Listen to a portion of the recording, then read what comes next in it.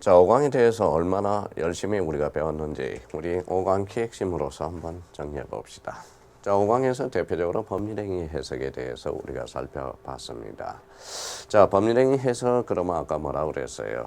자, 규법 대표적으로 자연적 해석, 규범적 해석, 보충적 해석이 있다. 그래서 첫 번째, 의사표시 해석에 있어서 당사자의 진정한 의사를 알 수 없다면 의사표시의 요소가 되는 것은 표시행위로부터 추단되는 효과의사, 즉 표시상의 효과의사이고 표의자가 가지고 있던 내심적 효과의사가 아니라는 것. 그래서 우리가 이런 첫 번째 문장과 관련돼서 자주 출제되고 있다는 걸 한번 확인을 해달라는 거예요. 그러면 두 번째는 표의자가 진위 아님을, 진위를 상대방이 알고 있었다면 표의자의 진위와 다른 표시를 하였더라도 표의자의 진위가 의사표시 내용으로 뭐다 확정된다라는 겁니다. 그래서 두 번째 법률행위 해석과 관련돼서 두 번째 지문에 대해서 우리 키 핵심 지문이니까 두 번째 지문에 대해서 우리가 그 의미를 정확하게 잡아놔야 돼. 그러면 세 번째 계약의 해석은 당사자가 표시행위에 부여한 요 의미를 잘 잡아놔야 돼요. 요 객관적 의미를 명백하게 확정하는 것이 바로 법률행위 해석. 요 객관적인 측면을 주관적인 의미로 그러면 X가 돼요. 특히 요 3번 지문에 대해서도 우리가 정확하게 우리가 숙지해줘야 되고요.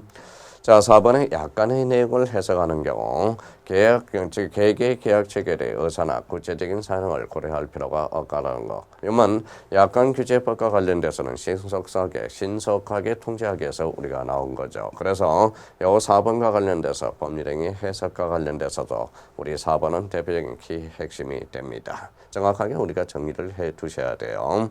자, 5번은 우리가 이제 뭐예요? 기준을 우리가 봤죠. 아까 해석 기준과 관련돼서는 이 해석 기준과 관련돼서 대표적으로 뭘 우리가 숙지했죠? 바로 대표적인 목사 임신이라고 우리가 정의를 내려놨죠.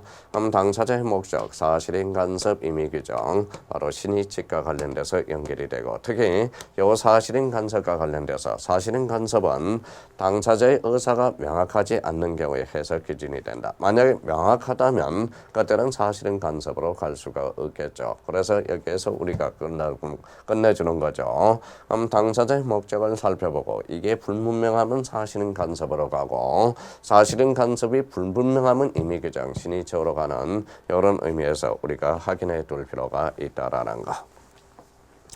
자, 법률행위 해석과 관련돼서는 그 정도 의미를 우리가 잡아두시면 될 것 같고요. 자, 그래서 이제 5개 지문 꼭 정리를 해 두셔야 됩니다. 자, 그렇다면 이제 우리가 이제 뭐예요? 자, 진위 아닌 의사표시와 관련돼서 아까 비진위 의사표시였죠. 자, 비진위 의사표시 아까 107조와 관련돼서 아까 뭐 했었어요? 비유 꼭 기억해둬야 돼요. 이걸 알아서 써먹어야 돼요. 비유 무선이다. 무선. 그래서 비유 무선. 비진위 의사표시는 원칙적으로 유하나 상대방이 알았거나 알 수 있는 경우 무효라 하며 선의의 제3자한테는 대항할 수 없다. 그러면 첫 번째, 진위 아닌 의사표시에서 진위라는 의미, 특정의 내용의 의사표시를 하고자 하는 표의자가 생각을 말하는 것이지 표의자가 진정으로 바라는 것을 뜻하는 것은 아니다. 그래서 이 진위 의미 자주 출제되고 있습니다. 그래서 1번을 반드시 정리해 둘 필요가 있고요. 자, 이번에 임대인이 임차인을 내보낼 의도 없이 임대를 올릴 목적으로, 그러면 임대인이 뭐라는 거예요? 임대를 올릴 목적으로 건물을 비워달라고 한 경우 진위 아닌 의사표시에 해당할 수 있죠. 그래서 비유가 됩니다. 그런 측면에서 확인해 두시면 됩니다. 따라서 일단은 계약 해지의 의사표시를 유효하게 하고 상대방이 진위 아님을 알았거나 알 수 있을 경우에 한해서 뭐가 된다? 무효가 된다라는 거. 그래서 계속적으로 이런 측면에서 저희가 공행해 먹으면 됩니다. 그래서 두 번째 포인트를 우리 핵심 지문으로서 정리해 둘 필요가 있고요. 세 번째, 사용자의 강요나 지시에 의해서 일괄사표, 아까 일괄사표를 제출한 경우 진위 아닌 의사표시로서 상대방이 알았거나 알 수 있었으면 무효이다. 그래서 사용자의 퇴직 권유에서 의용현직의 형식으로서 근로계약관계를 종료시킨 경우 근로자가 최선이라고 아까 말씀드렸죠. 이게 포인트. 최선이라고 판단하고 제출한 사직서는 진위 아닌 의사표시가 아니다. 그래서 두 가지 측면에서 우리 꼭 정리해 둘 필요가 있어요. 자, 4번에 전체 공무원이 일괄사표를 제출함에 따라서 공무원 값도 함께 사직서를 제출한 경우, 그러면 우리 공무원이라는 것은 공법행위거든. 그 의사가 예부에 표시된 이상 표시된 데 효력이 발생한다. 자, 대표적으로 우리 107조 공법상 행위에는 적용이 없다라는 거예요. 그러면 공무원이 사직에 의사표시를 하여 오염면직 처분이 된 경우 내심의 의사가 사직할 뜻이 아니었더라도 그 면직 처분은 뭐하다? 유효하다라는 거. 자, 그래서 여기 이제 오타가 나왔죠. 4입니다. 자, 5번에 대리인이 오직 자기 이익을 꾀할 목적으로 대리권을 남용했다라는 거예요. 대리권을 남용한 경우는 107조 단서 유치가 적용이 되죠. 비진이 의사표시에 관한 규정이 유정될 수 있다. 대리 상대방이 알았거나 알 수 있는 경우는 뭐다? 유효하다. 그래서 우리 대리인과 관련돼서 대리권 남용과 관련돼서 107조 단서 유치 적용설이 있다라는 거. 일단 유효하나 상대방이 대리권 남용에 대해서 악의 또는 가실이 있으면 당연히 무효라는 거. 그래서 107조 비진이 의사표시와 관련돼서 요 5개 지문 우리가 반드시 정리를 해놔야 됩니다.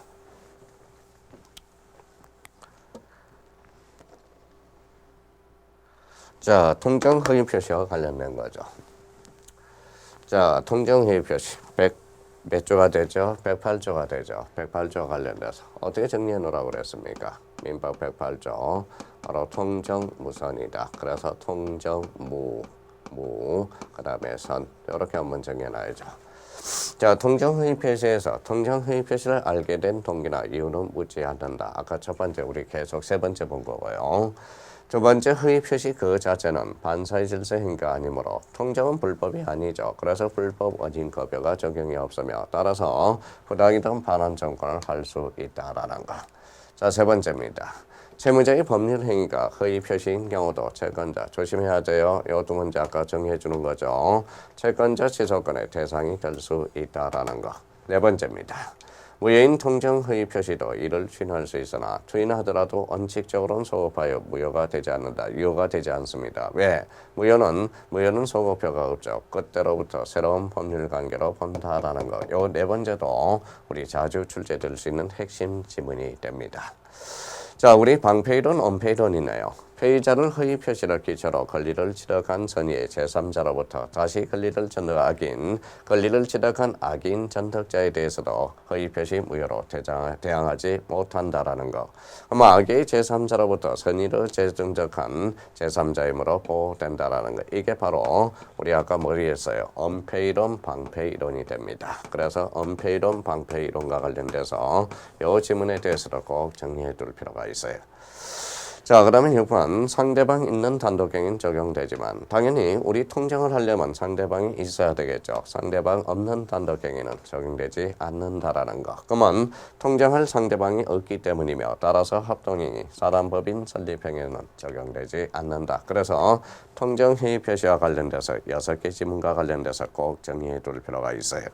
자, 우리 핵심 지문과 관련돼서 법률행위 해석 5개 지문, 우리 비진이 의사표시 핵심 지문들, 그러면 통정회의 표시와 관련돼서 대표적인 6개 지문들을 봐서요. 여기 있는 핵심 지문들은 반드시 반복 숙지하고 이해하고 그걸 숙지해서 문제에다 직접 문제를 풀어 나가야 됩니다. 그렇다면 이 핵심 지문들을 저희가 자유자재로 구사가 된다면 충분히 우리 5강에 대해서는 충분히 정확하고 명확하고 우리가 정확하게 이해했다는 걸 확인할 수가 있어요. 그래서 핵심 지문과 관련돼서는 여기까지 하고요. 좀 쉬었다 계속 나가겠습니다.